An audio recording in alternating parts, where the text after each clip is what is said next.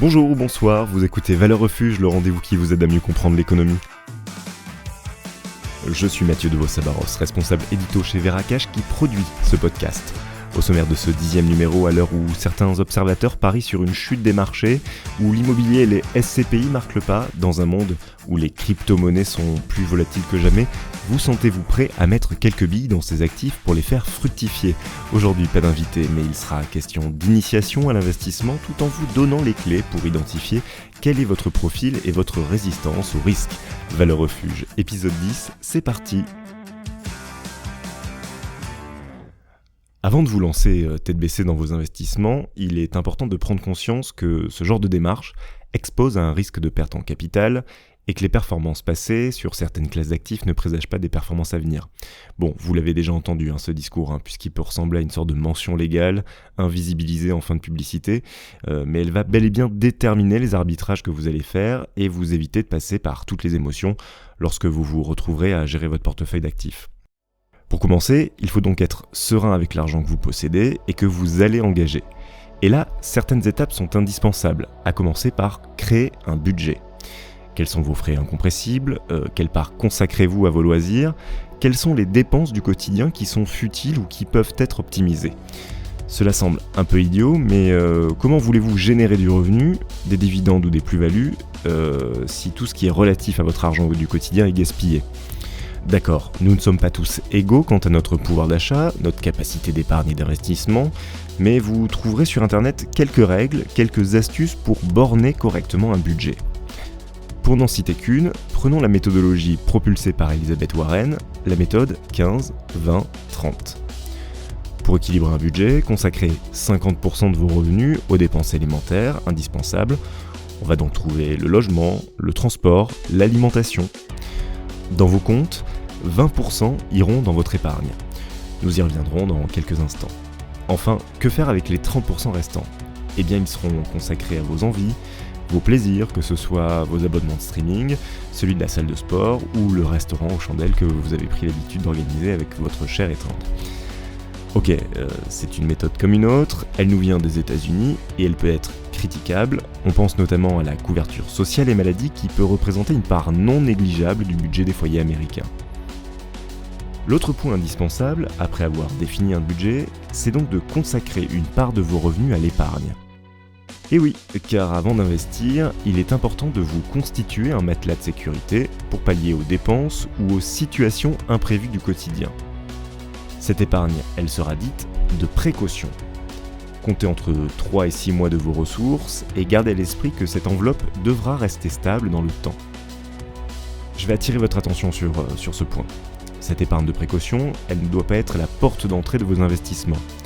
Gardez à l'esprit qu'avant d'investir, c'est ce capital que vous devez de constituer, même si cet argent ne vous rapportera rien ou sera rogné par l'inflation. J'en profite, je vais faire une parenthèse. Les Français adorent conserver leur argent sur les comptes courants. Selon la Banque de France, les encours représenteraient plus de 500 milliards d'euros au premier semestre 2023.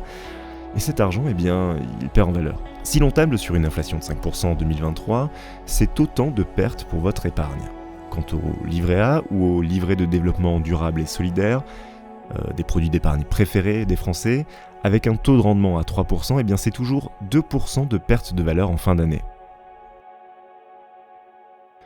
On a parlé budget, on a parlé épargne, il est temps de parler d'investissement.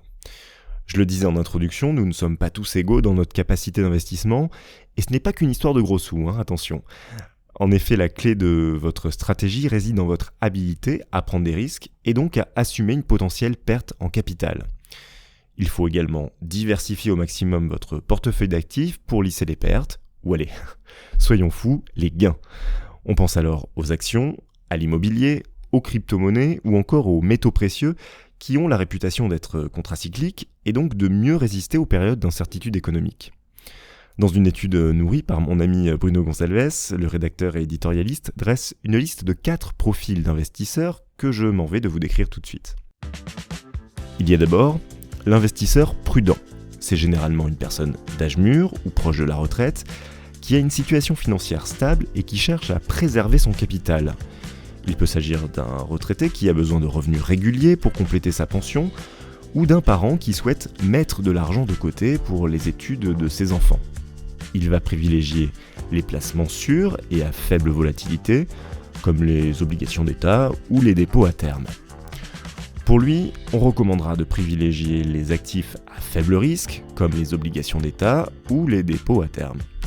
Une répartition possible pourrait être 70% en obligations, 20% en actions et 10% dans l'immobilier. À noter qu'il peut déjà disposer d'un certain patrimoine immobilier et que cette dernière part peut donc être plus importante, diminuant d'autant celle des obligations. Il y a ensuite l'investisseur équilibré.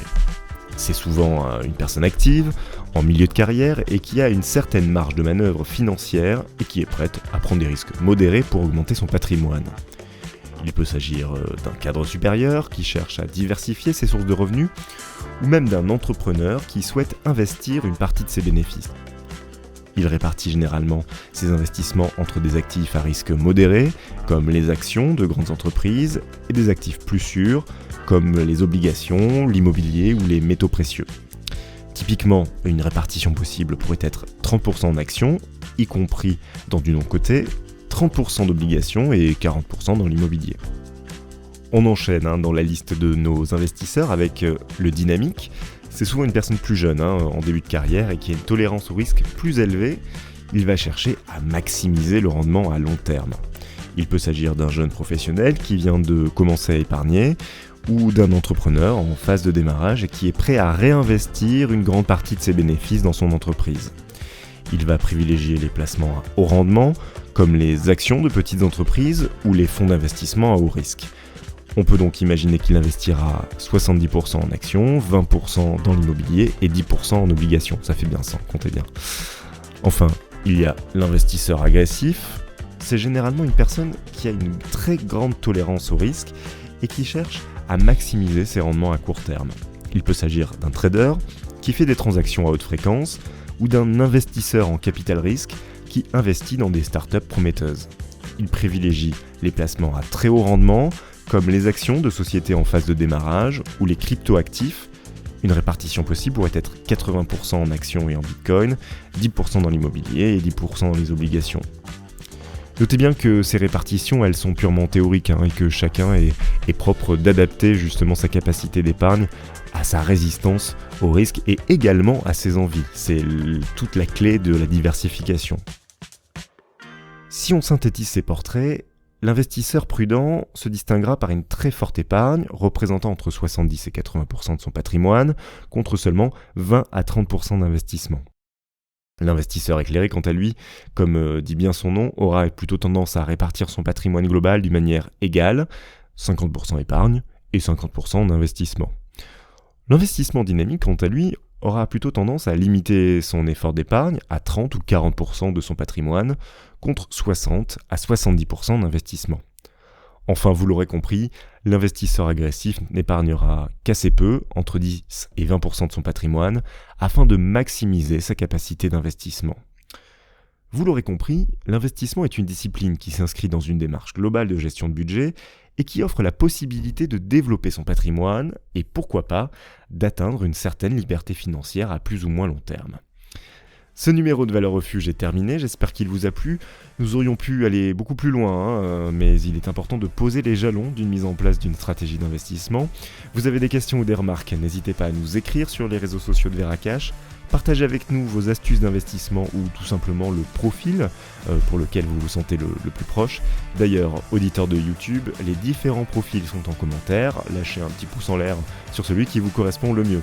On se retrouve très bientôt. D'ici là, salut!